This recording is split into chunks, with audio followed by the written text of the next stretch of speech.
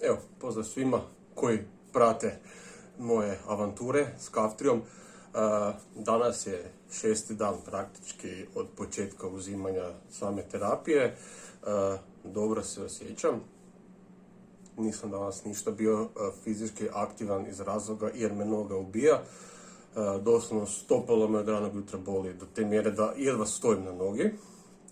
Naravno, trenutno stojim i boli me, ali dobro, očito to nije vezano za Kaftriju i sve to. Možda evo zbog fizičkih aktivnosti, a možda ne znam, nešto treće nebitno. Što se tiče svega, nema nikakvih drugačijih pogoršanja na svu sreću od prethodnih dana. Jedna stvar koja treba napomenuti, danas sam radio jetrene nalaze da se vidi kako biti moje tijelo podnosi samu terapiju i općenito je poznato da oboljeli imaju visoke jetrene nalaze, također ja isto. Kod mene je situacija ta da imam od uvijek povišene jetrene nalaze, pogotovo dok sam u nekoj antibiotskoj terapiji, intravenozno još gore. Te vrijednosti su skoro zaduplane, ako ne 3 put veće.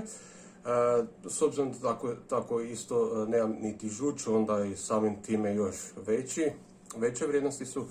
Tako da sam očekivao loše rezultate definitivno. No, međutim, nakon što su mi došli nalazi, ostao sam iznenađeni, poprilično šokirani, jer prvi puta u 31 godinu meni su jetreni nalazi u granicama normale. Evo, iskreno na prvu, dok sam vidio nalaze, mislio sam da su zamijenili s nekim drugim, ali evo, na svu sreću nisu, tako da praktički evo sam sebe sam iznenadio i možemo definitivno reći da terapija funkcionira vrlo pozitivno. Naravno, ja i dalje nastavljam s istom terapijom s obzirom da je sve pod kontrolom.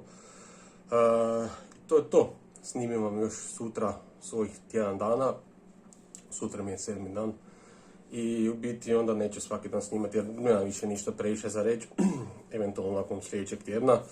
Možda ću imati neke informacije više, tako da lakše podijelim s vama, a opet da ne snimam svaki dan, da kažem ništa nema od ovoga. Tako da čujemo se sutra. Pozdrav.